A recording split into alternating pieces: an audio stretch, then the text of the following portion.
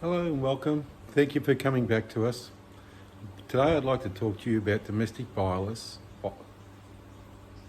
Take two. Hello and welcome. Thank you for coming back and visiting our site.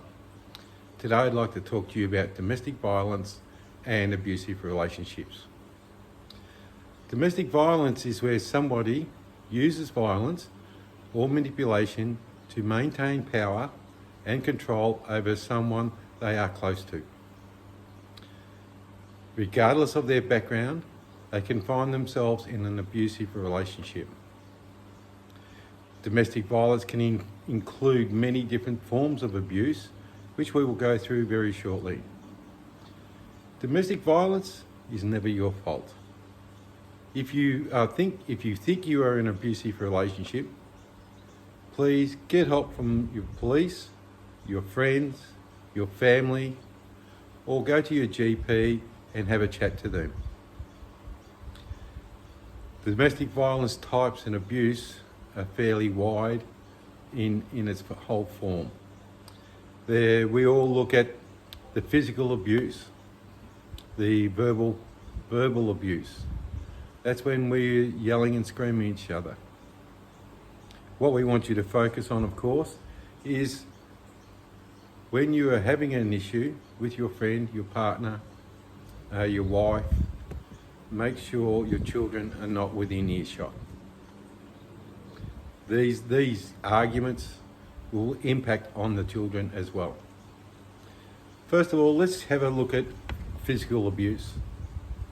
Direct assault on a body, whether it's personal, physical, things like strangulation, slapping, punching, kicking, shaking the other person, throwing something at them, a plate, a pot, or cup, whatever it might be. That is all physical. So you're actually doing something to another person. The reasons for why and how are not important, but the physical use of force, manipulation, is important. The other side of the coin too is there's sexual abuse. That is unforced or unwarranted sexual relations, threats of insults, restricting access to contraceptions and those sorts of things. They're all forms of sexual abuse. The main one, of course, would be your verbal abuse. The intimidation, the threats, the way we speak, the language we use, all have a very big impact on the other person.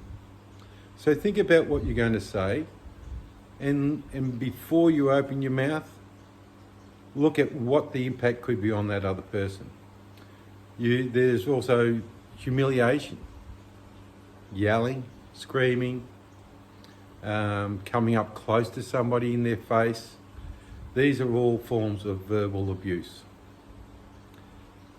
Emotional abuse is another one.